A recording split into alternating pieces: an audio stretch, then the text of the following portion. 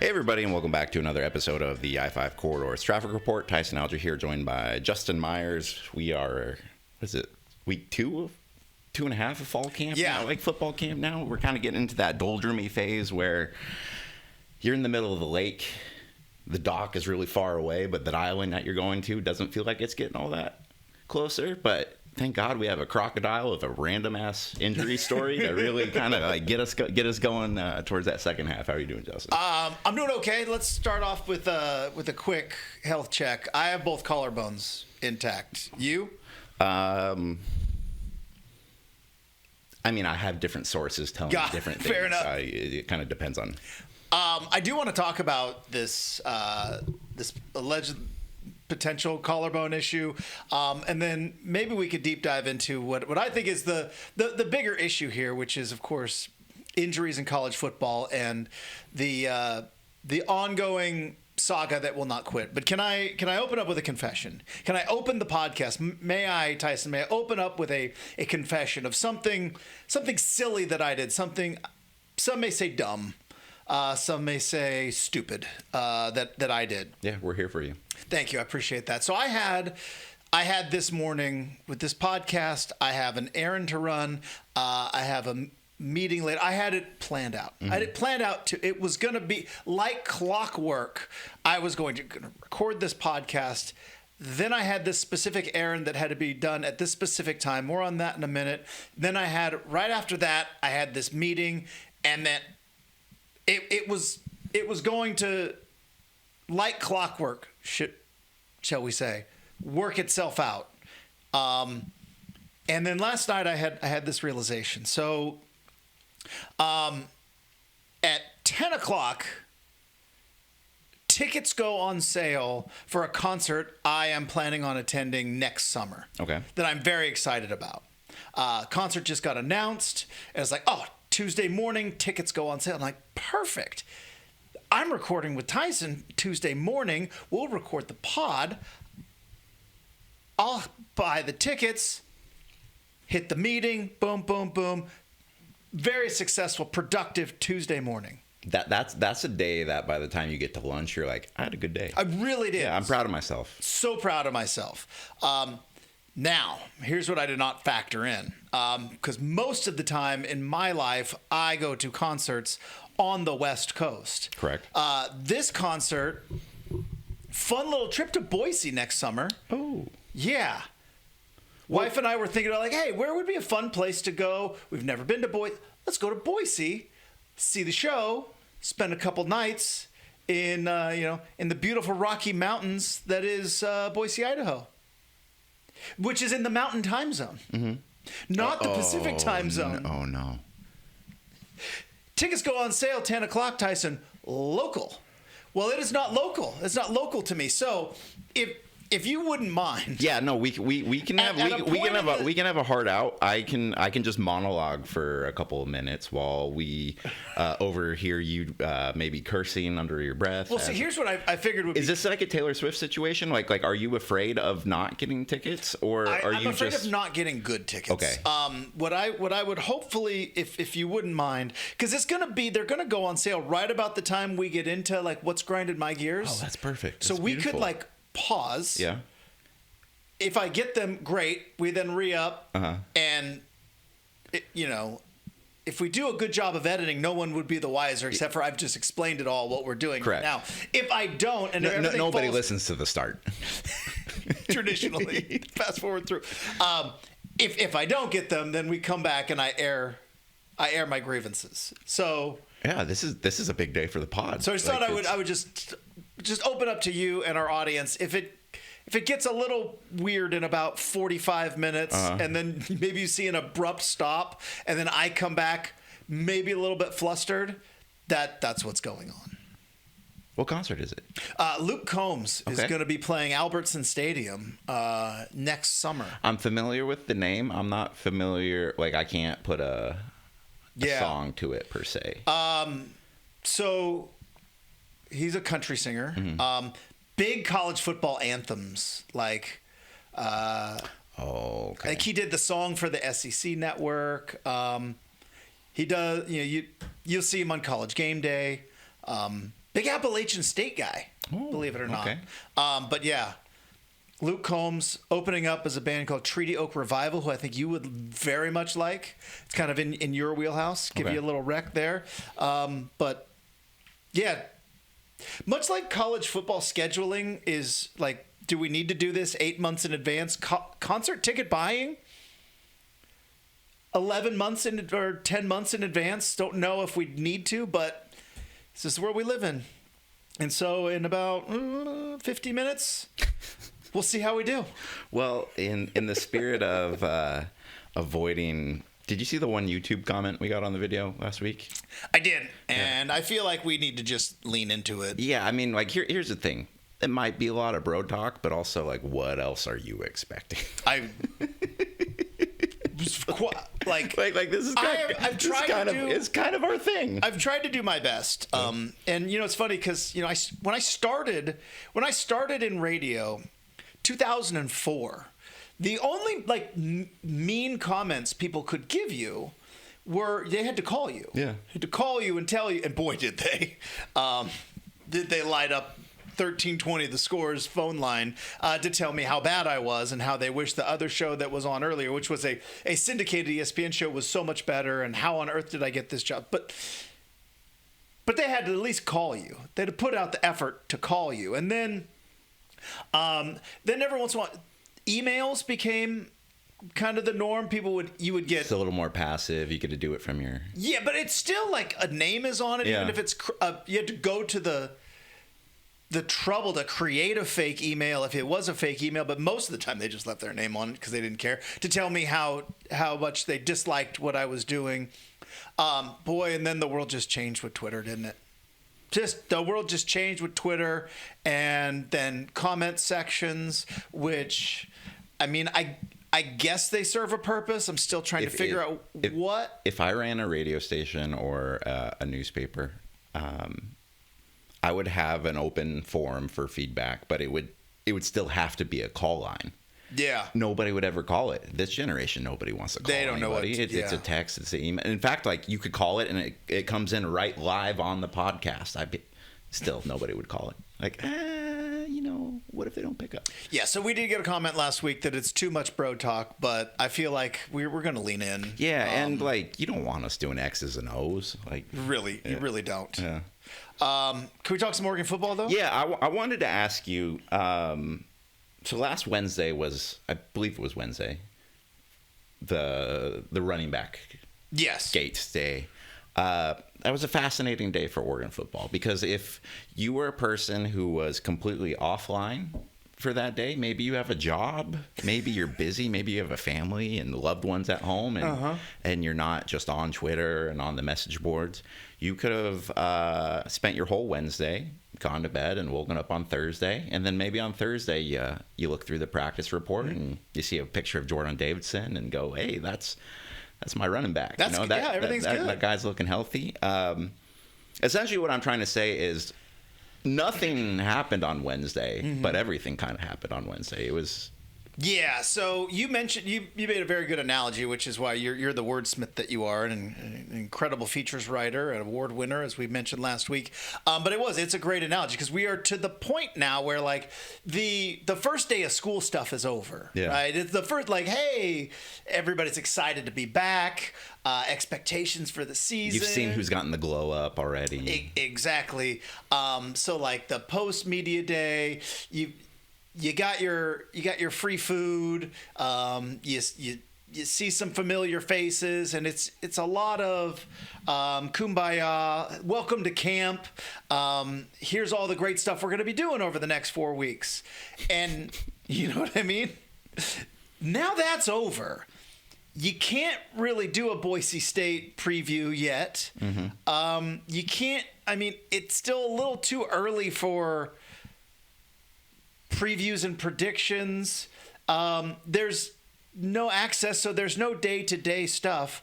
So turns out there's no like 2 weeks in, here's our projected depth, or like too deep. Yeah, exactly. I mean you can do that, but it's basically the Charlie Day meme where he's on the cork board trying to pin all the connections together. But. So as they say, sometimes like the beast will get fed. Something will happen. The news will continue on and on. And so what was feeding the beast was apparently a rumor of a collarbone injury that turned out maybe to be for naught, and an interesting 24 to 48 hours of deep dive Oregon internet culture. Yeah. Which I have not ever been a part of. I know you kind of adjacent. When you were on the corridor, you were like adjacent, but still weren't. I'm kind of a neutral country. Yeah, you know, fair enough. I kind of the corridor really treated isolationism, and you know, let everybody until you know it's too late and they have to bring us into.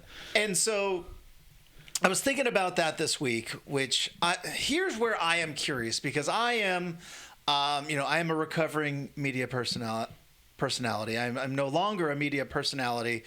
And so I simply watch as a fan, and I think of things like this, like, was this important, or was it just kind of important to us?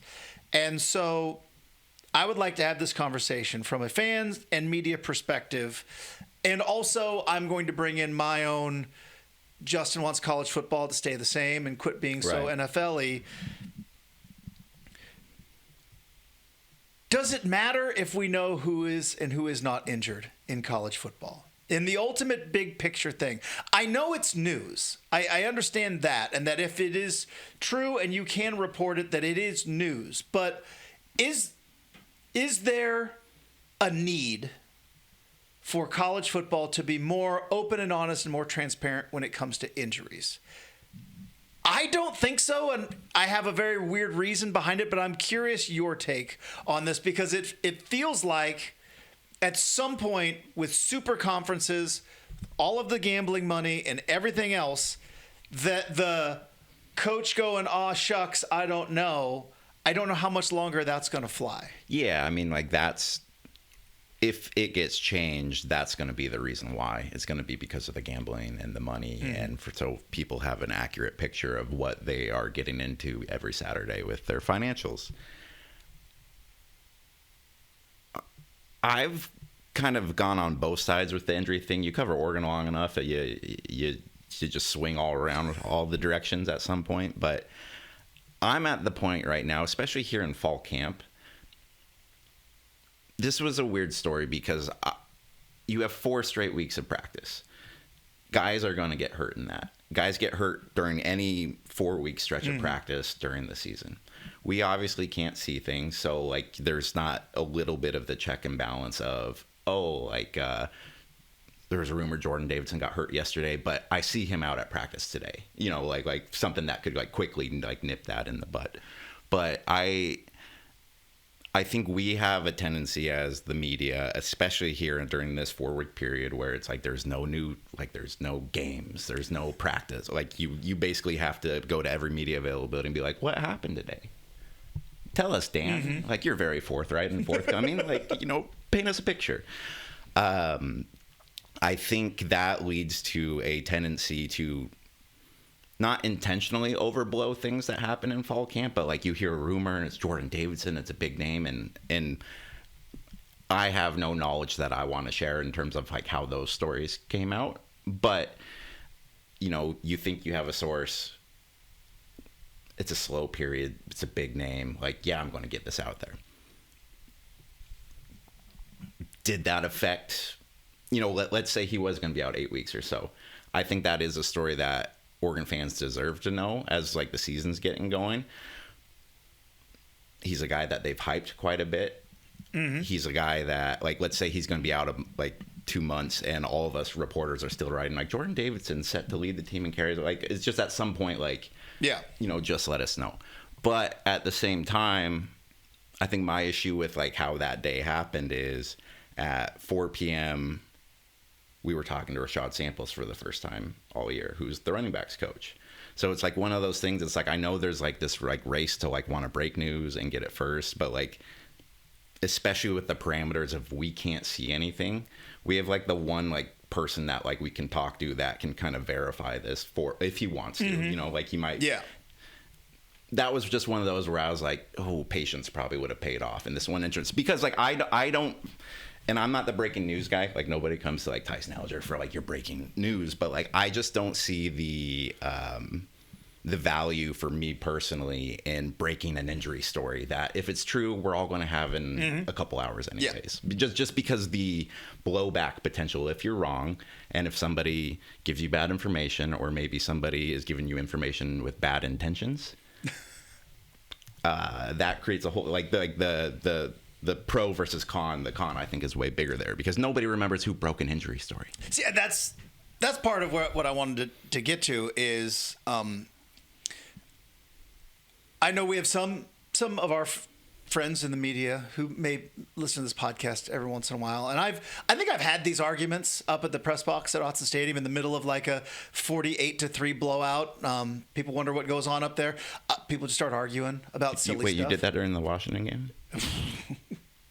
Hey now, I wasn't in the press box during the Washington game. I was in the end zone. No idea what was happening. Yeah.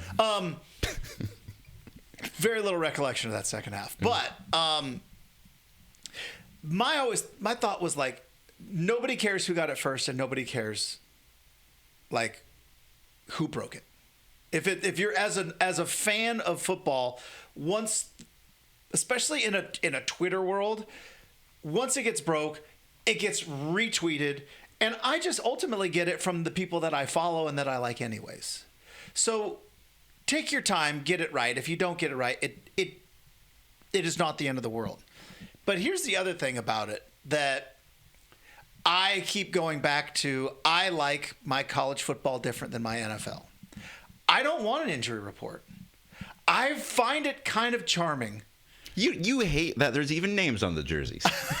I do. I find it kind of charming when coaches are like, well, it looked good out there today. I don't know. I don't know what you've heard, but then we don't see that guy for 5 weeks. This is just because you covered Chip Kelly, and because Chip Kelly wouldn't give you anything when it came to injuries, and so you don't want to suddenly see a whole bunch of reporters getting, hey, like hand-fed injury reports from coaches. Like it's kind of like did you see the Bulls in the 90s? Yeah, they were pretty good, Justin. Yeah, I'm well aware. Oh. It is not because of that. It is mostly because it is my constant fight to stop college football from becoming the NFL. And two, I don't know why, but there's just something fun about that gamesmanship. I do not believe that holding back injury news gives any team an advantage in terms of wins and losses over another team. But I believe that they believe it does. And if they believe it does, then I guess more power to them, because coaches, I've explained this a bunch of times. Coaches are crazy. Like, coaches think in a crazy world. And here's why. Because the difference between winning and losing is literally inches, right? You don't convert that fourth down, so it doesn't extend the drive. That doesn't get points on the board, so you ultimately lose that game, which keeps you out of a playoff. Like, inches are determining employment and millions of dollars. So if a coach believes that if I don't tell anybody, including reporters, any injury news, that's potentially going to get me that one extra inch on that one extra play that is going to extend that drive. It's going to get us maybe even a field goal, and that field goal gets us into the playoff, and that playoff appearance gets me a bonus and maybe gets us a little more NIL money to keep building up. And that builds my profile until 20 years later that somebody suggests that I run for president, and then I become president, and that's how I get all the power in the country. Exactly right. All of that based off of that one inch. But that's how they think, because they're crazy like that. That's the madness that I think the head coach goes through. Because I think back, it was a couple of years ago. Who was the quarterback at Utah? The kid from Texas played like 7 years at Utah. Cole. No. Anyways. He had a knee injury. They were playing USC. They did not disclose any injury news. He went out and warmed up. And then, of course, did not play because he was injured. And Cam Rising? No. Yes. Yes. Yeah. Yeah. It was Cam Rising. We knew we were going to get a minute later. And I remember I had like some people on radio, people I talked, they were like, it was like as if Kyle Whittingham, who was, by the way, a media darling, but it was as if you can't get him to hate Ohio State, I tell you what. We can get into that later. Absolutely. Yeah. But to me, I was like, that only happens in college football, right? No NFL team would ever trot out their starting quarterback to warm up only to not play, because you would be fined massively by the league. Like, only in college football could you just put on a ruse of, hey, he might play, and he goes out and warms up and then ultimately doesn't play. And I could see where maybe if you were a fan, you'd be a little bit perturbed, but really the only people hurt are the gamblers. Like, they're the only people hurt. Let me ask you a question. Yes. Do you at all have a problem with load management in the NBA? Yes. Okay. It bothers me. So let's say the San Antonio Spurs are coming to Portland. They have some guy, 7'5" guy named Victor Wembanyama. He's an alien. Justin Myers is all excited to go to the game. He goes through his big routine where he spends about $200 at Jack's outside of Dr. Jack's outside the arena. Then he goes inside. Because they have concession stand prices. Goes inside, sits in his courtside seats because, I mean, he is Justin Myers. I mean, the Spurs come out and, oh no, Victor Wembanyama is not playing. And boy, you spent a lot of money on this night. Are you upset, Justin? Yeah, okay. I am upset. I'm also a hypocrite. God damn it. I'm also a hypocrite. I mean, obviously it's a different thing with football. Yeah. It's much different. There's 100 guys out there instead of 5 guys. And also injuries are a little bit different than load management, but there is a little bit of especially if it's, I don't know how many like must-see players there are on a college football roster, but if it's a quarterback or maybe, I mean, that's about it. Yeah, that's about it. I mean, I see where you're going, and it's a valid point. I would counter with, would anybody, if they next knew, man up? What's that? Next man up. Would anybody who had tickets to that game not go or sell their tickets because they knew the quarterback was injured and wasn't going to play? It probably would go anyways. What if this was like a state quarters thing and your last quarter that you needed to see was Dante Moore, and that's the only reason why you... I don't know, it's the quirkiness of college football that I just have grown to kind of like. And I do always like those Saturday, about an hour before the game, tweets that start coming out. It's like, oh, so-and-so's in street clothes on the sideline. Yes. Also, like, it's the only time that we use the word street clothes. Very true. Other than what? Oh, I saw Justin today. Oh, what was he wearing? Street clothes. Other than high school PE. Yeah. High school PE was the last time. It's like, oh yeah, I guess. All right, if you are in your street clothes, that is a non-participation, and that's going to go against your final grade. Yeah, that's that and injured college football players.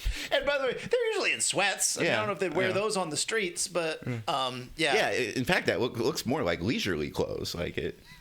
Yeah, but it's like it's injuries and other than quarterback depth charts. Okay. Think like I find it cute that coaches are going to put like 3 starting tight ends. Like, it's hilarious. Who's hurt? Who's hurt when the depth chart comes out and it says and they're all in bold and you have 3, we got 3 starting tight ends. I'm just remembering now for the Georgia game. That's all you have to say, the Georgia game. Yes. When like the lead up to that was Lanning wouldn't tell you if Bo Nix was going to be the starting quarterback, and there wasn't a depth chart out yet. And I think my lead for that one was, imagine if you released the depth chart. And now I'm wondering why, I don't have a chummy. Yeah. But I mean, yeah, it's those little things like, is it silly that you would, quarterback aside, but like, is it silly that, you can't just name starting safety, you have to put because these guys battled so hard. It's like somebody's going to have to. There's going to be a first play. Somebody is going to run out there. They will be first. If they are hurt or don't play as well, the depth of that position shall be filled by the chart. I get that, but I'm something in college football. It's like, why are we? I don't know why we're doing it, but it's just kind of funny. I wouldn't be surprised if at some point there are deals in NIL contracts that are like, I have to be on the 2 deep or something, and so then it becomes political. Like, yeah, no, it's. I mean, I think other than coaches being crazy about that 1 inch of a play sometime in the middle of September, ultimately leading to a championship or a failure. You also have to constantly be worried about players transferring. And if you are 3rd on the depth chart, as opposed to, no, you're co-starter with 2 other guys, does it affect transfer portal ability? I don't know, but maybe it saves 1 guy. Yeah. Isn't it the same as... How many associate head coaches does Oregon have? I had somebody. They have so many. They do not have just 1 assistant coach. Oh, man. They don't. They have they have 4 coordinators. Yeah. If I'm not mistaken.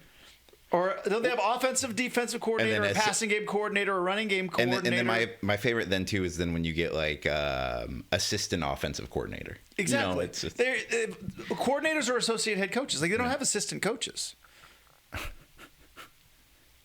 Assistant 2. I mean, it's silly. It is, but ultimately, I think of like the seriousness that some people take it. I don't understand. Okay, so 2 things. 1, I have a little homework for you between now and this doesn't have to be a next week thing because this could be a deep dive. But I want Justin Myers' special investigative report on the most important inch in Oregon history. Oh boy. Okay. Yeah. Yeah. Just you talk about game of inches. What was the most important inch? There is, even though, to be perfectly, was it the inch that Dyer's knee was from? Is that what we're going with? It's that. That's an acknowledgement that his knee wasn't down, Justin. Are we? His knee wasn't down. It was the wrist. And does the wrist count as the arm? I know the hand doesn't count, but the wrist was down. Does that? Because the elbow, if that's a down, like the forearm, that's down, but the wrist, that's another thing. There's that. There is Zach Ertz's shoulder pad in the Stanford game, which I, to this day, don't understand, but it was out of bounds. If it was maybe an inch more, maybe. That's a very important one. Not as important, but fun. Do you remember 2015 Arizona State? It's my favorite. Back in the end That's zone? my favorite Oregon game I've ever covered, and I think we need to do a replayable on that one at some point. Was that Huff? Oh no, it was Braylon Addison. Braylon Addison wearing the white shoes. White shoes on the white chalk or the white paint, and I mean that's a favorable one. Yeah. Maybe that's and that was only in like the first overtime of that game. The game winning play of that one was I love that game. That was when Vernon just hooks that one up, and Dwayne Stanford catches it as he's colliding into Johnny Munt in the end zone. Yeah.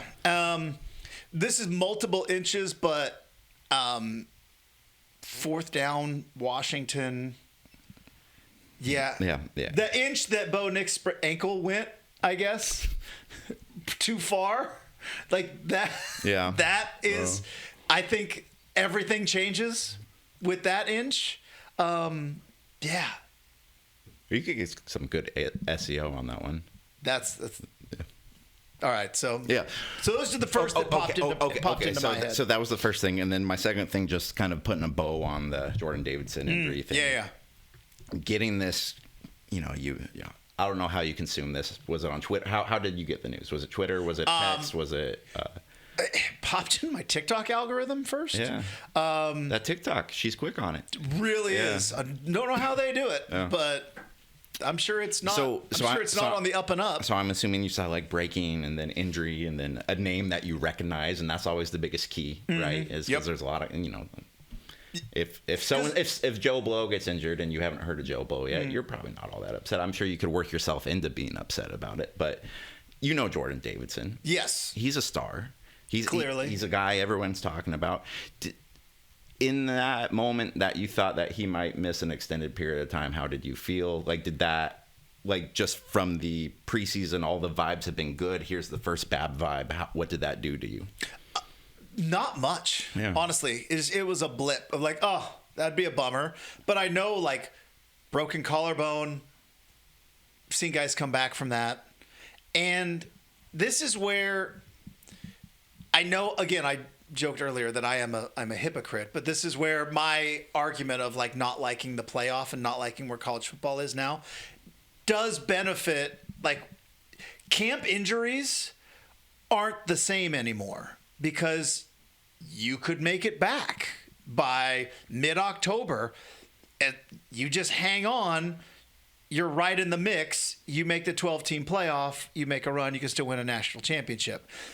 Years earlier, when you had a camp injury and you're like, you lose one game in September and it might ultimately end your season, carried a little more weight. Also, I am just to the point now where I just expect like the 5 other dudes behind him to be really, really good. Because I don't know if you saw the report, but Oregon is paying more money in NIL than I think anybody else in college football right now. So I just expect that after that, like, Oregon would be fine at running back. Yeah. So maybe I'm just a positive guy. Can you name any other Oregon running backs? No. Hill. Yeah, there you go. Boom. He's pretty good. Yeah. I was asking that because if, you know, Oregon has had years where the star player is the running back. Like if LaMichael James got hurt in the preseason coming into a season, you're probably sounding the alarm a little bit more, at least from a fun factor standpoint, like, because he's one of those guys you really want to watch. Or like say you're the running back in the first game afterwards punches a guy. Yeah. And gets no way that happens. Suspended for the year. Do you feel like you're less attached to the players now though because they're all so good? You know what I mean? It's like you kind of dilute the feel. It's like if Oregon ever signed a 5-star guy 10 years ago, everyone's talking about that one guy forever, and now it's just that's all the guys. Just all the guys. It's just who they are, and like in any other era of Oregon football, if the Ducks had this like the 3 quality level of backup running backs that they have, you probably would know their first names. Yes, definitely would know their first names. Yeah, 100%. But no, it's so. I've learned over the years to appreciate wine more than I did when I was, say, what do you call it, single. My lovely wife and $2 chucks out the door, and now you got and. So I still don't claim to be a sommelier, but I do know what that is. Yeah. You wouldn't hate a weekend to McMinnville. I've had weekends to McMinnville. It's fantastic. I'm a member of multiple wine clubs. Should we get a wine club sponsoring? I mean, like maybe we go over there and we whisper and do pinkies out. And... If anybody, I can do the swirl and the sniff, and I can do the whole thing. I look like I know what I'm doing. Point being, that's the name of the podcast: Swirl and the I-5 corridor, swirl and sniff.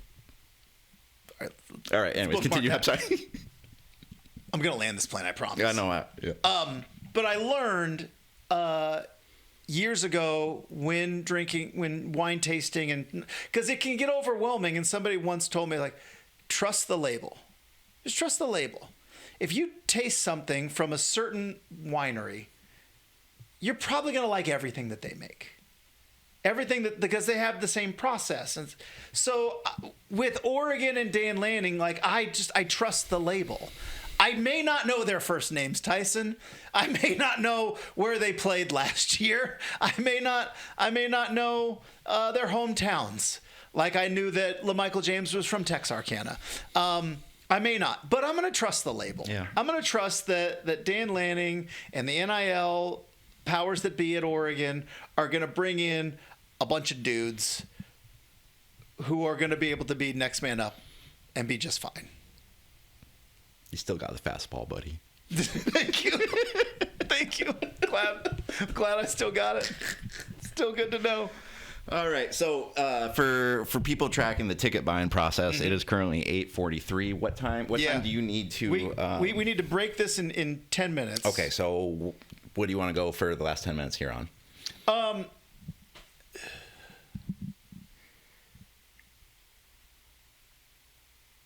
Is it weird that with Oregon, like I said, with trusting the label and all the players, and I've heard multiple times now on not just our podcast, because take our word for whatever, we're just two bros. You listen to the others? Every once in a while it sneaks into Malgrim. Tyson, it feels like the consensus out there is that Oregon does have the best roster in college football, which I was thinking about. Obviously, Dan Lanning is one of those coaches now. He is has done everything but win the big game. Can he win the big game? And every coach, by the way, never wins the big game until they win the big game. And so Dan Lanning is now one of those guys. And we've gotten past the, hey, it's early, and we've gotten past the, wait till he gets his guys, and we've gotten past, it's to that point now where Dan Lanning has been at Oregon. He has set up the program the way that he wants it. Consensus across the country for most media people is that Oregon has, on paper, the best roster. Doesn't have a killer schedule. Doesn't have it's not a cupcake schedule, but doesn't have a killer schedule out there. I know, again, it's August, but are we in the, if this team can't do it, right? Is it ever gonna right? happen? Like at some point, are the Ducks just cursed? Because okay, so 2 years ago we were doing this podcast and we were talking about, or actually I think we weren't even doing this podcast 2 years ago. You were on my radio show, but going into that season, I remember being at Big Ten Media Day, and Dylan Gabriel was the Heisman favorite, and Oregon going into the Big Ten was the favorite, and then they ultimately became number one for a good chunk of the year. But still, something about it didn't quite feel like Oregon was sitting above the rest of college football. Maybe it's just because I've got decades of the build and the grind, but like for instance, when that Rose Bowl happened with Ohio State, maybe the score was surprising at the end, but ultimately you're just kind of that's not that shocking. You didn't feel anyways. So now because there's always been a truth where I've always wanted to fight of hey, it's not always about who has the best players. It's coaching, it's schemes. And then you see time and time again. On any given Saturday, that. Exactly right. Maybe that's the problem. Is they play the playoff games always on Saturdays. Sometimes they play them on. But you always get that thought in the back of your head. Well, yeah, but ultimately it is about the guy. Oregon's got the guys. They do have the guys. They literally have guys that could be playing in the NFL right now. And that was Texas and Alabama used to, and Georgia, they used to have that whole they could go to the NFL, but they want to come back. And Oregon is now that team. You're on the West Coast, but you're in the best conference in the country. The Big Ten has won the last three. Is this the closest August moment of Oregon to the national championship that we've seen? 100%. Because I went and did a look at some of their preseason AP history, because the preseason poll came out yesterday. The Ducks were ranked number 2, which is their highest of all time. They had been number 3, I think, 4 previous times. Mm-hmm. And I think of those 4 previous number 3 rankings, one of them finished the same. 2 of them finished within the top 5, and then the 2012 team, which I think you and I agree might be the best Oregon team of all time, they kind of had a rough end of the season, and that screwed up the AP rankings a little bit. But this is on paper, yes, the answer to your question. there's a lot of similarities too. Every single one of those teams had a elite offense coming back with a quarterback, like a known commodity at quarterback. There was Darren Thomas coming back after 2010. There was Marcus Mariota coming back after 12 and 13. And then the only other exception was Gabriel coming in, who just happened to be the most experienced quarterback in college football at the time. Ducks obviously have that sort of stuff right now. They have Dante Moore coming back. We've talked about the weapons with the DeCorian and Jamari Johnson and blah, blah, blah, blah, blah. The separator here, and I think this is where maybe people go, this is where this Oregon team is different than those other ones, is when you start looking at the defensive lines, like 4 potential NFL dudes. I know. And I do hate the thing that a lot of people in this Oregon orbit do, where anytime any guy comes back for his junior or senior year, it's, oh, he spurned the NFL, and because it's just like, not all these guys are getting drafted. But in this specific instance, like those 4 dudes were going to get drafted. That's just a little bit of a different balance than, and it's not to say that Oregon hasn't had game breakers on defense at certain positions over the years. You know, DeForest Buckner was pretty good. They had a couple decent guys in the secondary over the years, but I think as a unit, this is, you just finally have those dudes. Like it's the depth, it's the size, it's the, you know, we remember what it looked like in 2015 in Dallas when Ezekiel Elliott and that Ohio State offensive line was just bulldozing everybody. Like that's not going to happen anymore. Like it's going to be who has the better game plan. And this is also where I think some of the chemistry stuff that we've completely thrown out the window, because you have so many, like, is important. It's who is able to gel the quickest and the best over that 9-month incubation period to then be able to play like that at the end of the year. But it is fascinating, because I don't know if I was a fan what I would like losing better, a championship game where we're the underdogs and we're the undersized, and we like, it's they'll beat us 99 out of 100, but that one game we can put it all together. Or do you want the game where we have everybody, they just outplayed us? Yeah, it is going to be fascinating to see ultimately how, like, the season progresses, because I think there is only like one, like, wonder how that's going to go. And that is, you are replacing 2 coordinators. I mean, I joked that they have about 7 coordinators on the staff, but somebody has to call the plays on offense and defense, and not really worrying about the defense, because I am a firm believer that Dan Lanning is a defensive coach, and while he does have a defensive coordinator, and we know that Tosh Lapoy had his fingerprints all over the Oregon defense the last couple of years, a lot of that's Dan Lanning's defense. Yeah.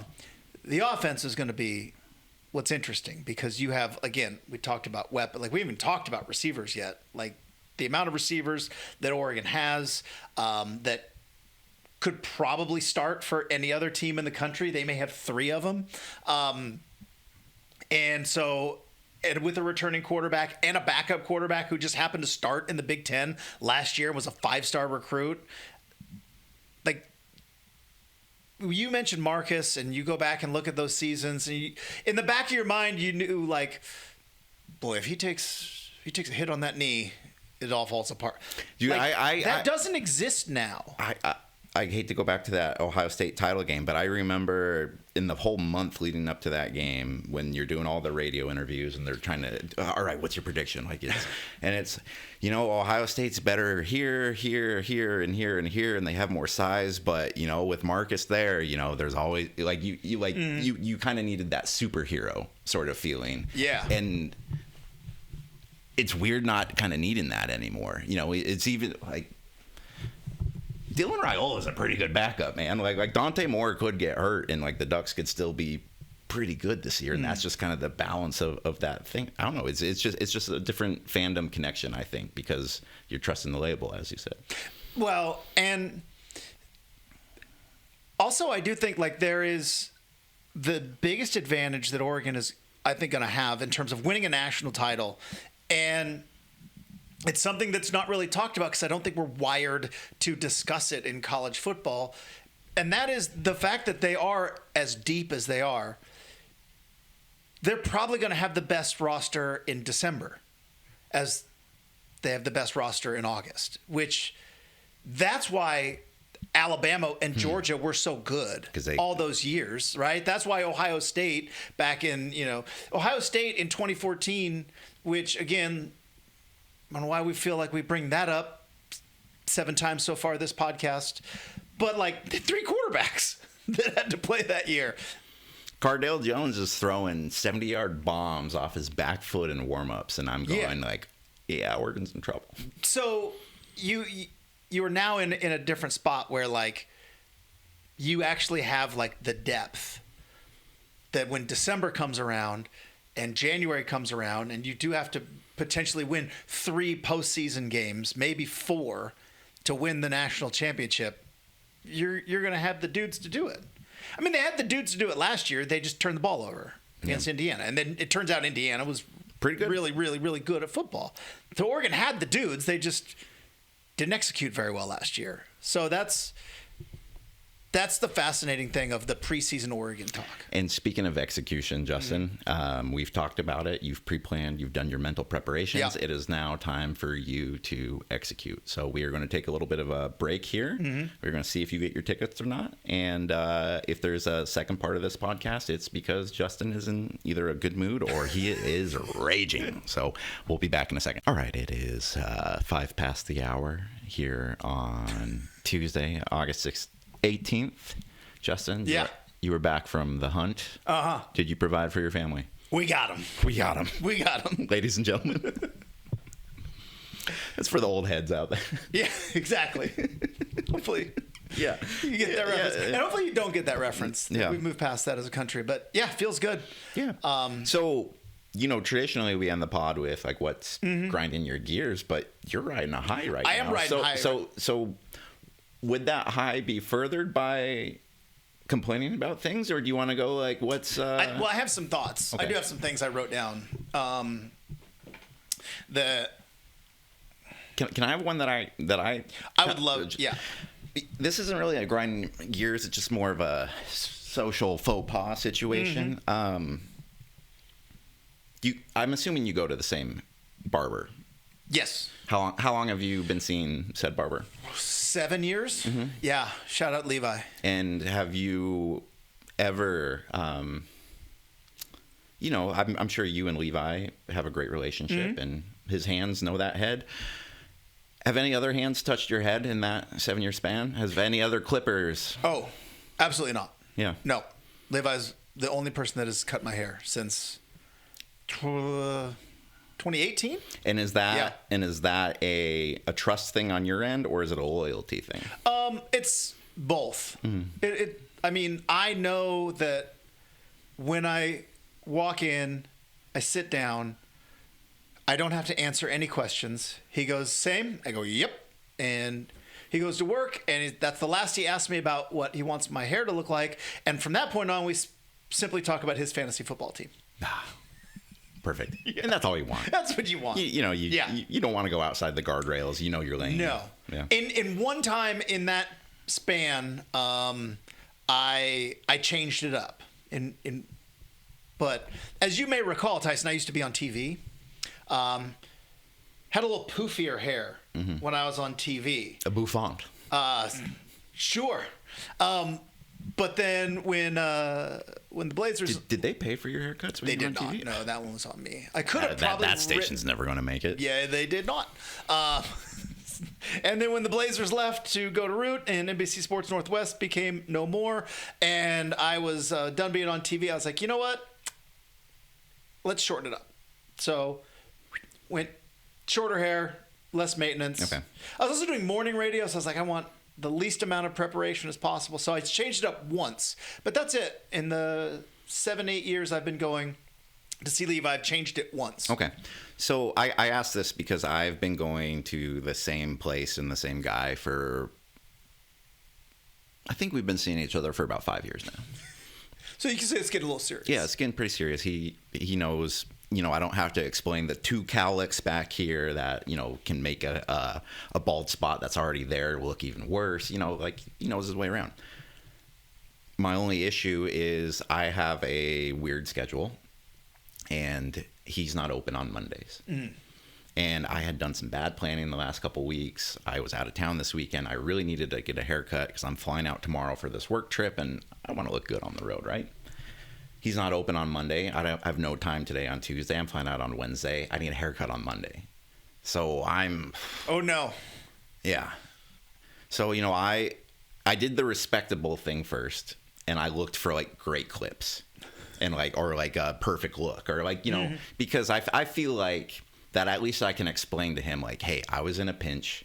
I needed a haircut. I didn't go to another cool person. I went to the Safeway. I drove through McDonald's. Yeah. Got it. Exactly. And you know McDonald's worked in the pinch, but I'm coming back for the steak. Like, yes. You know, I didn't do that.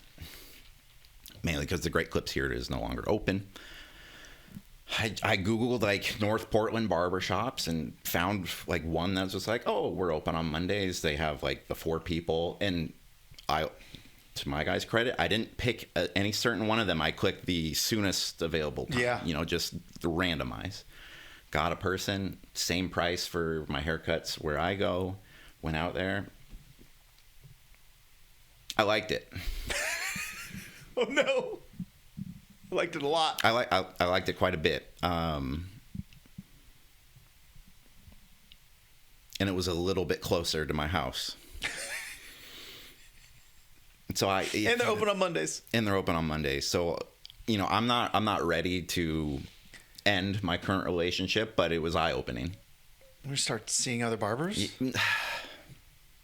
I mean, you don't want to start. I mean, this is the Seinfeld episode. You don't want to start like seeing somebody that, you know, their trade is with professional shears. But yeah, you know, I was very happy with my haircut, but I was also like a little, not heartbroken, but just like a little, I don't know what to do because I'll keep going to my guy, but like Mondays are great for me, Justin. And now you have something to compare it to that you never did before. One other thing too, the guy that I usually see is in Vancouver, and you know what Vancouver has that Oregon doesn't, Justin? Sales tax? Yeah. Oh no! So it's a couple dollars more. Man, and you got to cross a bridge. Mm-hmm. Oh man, yeah. Well, let me know how that goes. Yeah. So I don't know, like I'm guessing, like mid-September is when the next time you're gonna have to worry about this. You're exactly on. Yeah. So maybe like before that Friday night Portland State game, like we're really gonna, because we might not have anything to talk about that week. But I even found myself and like I've had no complaints with my guy, but I found myself being like, oh, you're spending a little extra time in care around like my problem area. That sounds weird if you're not on video and watching me like mess around my bald spot up here. Okay, now could it be though? Again, he knows those streets better, so he's quicker and like. Or, you know, as it happens in some relationships between barbers and their customers, maybe like, you know, it got a little routine. Yeah.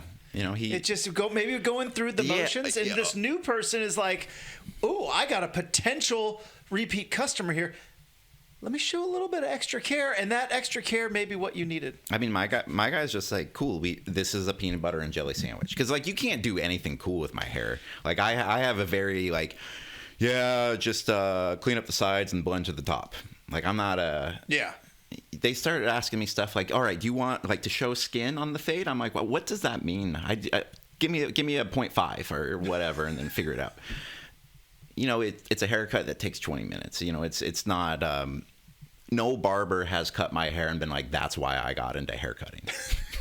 This is it. Yeah, this is why I went through all those years. Yeah. So maybe this is me, you know, talking about it on the podcast too. Maybe my guy hears it, and you know, maybe I get a shampoo next time. I'm gonna be so fascinated because right now, like you say, "Oh, I'll go back to my old guy." You say that, and then, you know, September comes around, and you go to make that appointment. No, like, what happens is in September I go back to my old guy, but I'm very critical about the haircut. Like I'm like, I got to pay for parking out here too. Oh no. Yeah, that's way better than what I had to talk about. Any interest in complaining about why they put dehydrated fruit in drinks anymore? Like, what are we doing? I'm sick of this. Have you noticed that a lot of these cocktails come with the dehydrated fruit wheel? This does nobody any good.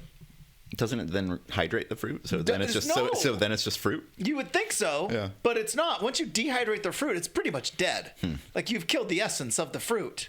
But these very fancy these mixologists, they're not bartenders. These mixologists, they want everything for the gram, and you get like these dehydrated wheel of fruit that looks really good for like a picture or when they hand the cocktail, and then you go and you're like, sometimes in my margarita I like to squeeze a little bit of lime. It's the non-football fans version, or like non-morning drinkers version of the way over excessive Bloody Mary. Like with the I don't need a slider on my Bloody Mary. Exactly. I don't need like the whole summer sausage. Mm-hmm. I just want my drink. Like that's all. And so for the cocktail, that's kind of like they're like, oh, let's put all the stuff in there. A little razzle dazzle. I was like, but also to add on to that, I like a little hit of lime. Yeah. In my margarita, I might want a little squeeze of lemon. Here and there, but no, I get a dehydrated wheel of fruit that does nothing. You know what it is? It's the sparkling water industry that have all sorts of essence of. There's just a lot of dried fruits out there from the sparkling water industry. They're squeezed out, and then you get the peels. Sparkling water is really the data center of drinks. It's just sucking everything dry.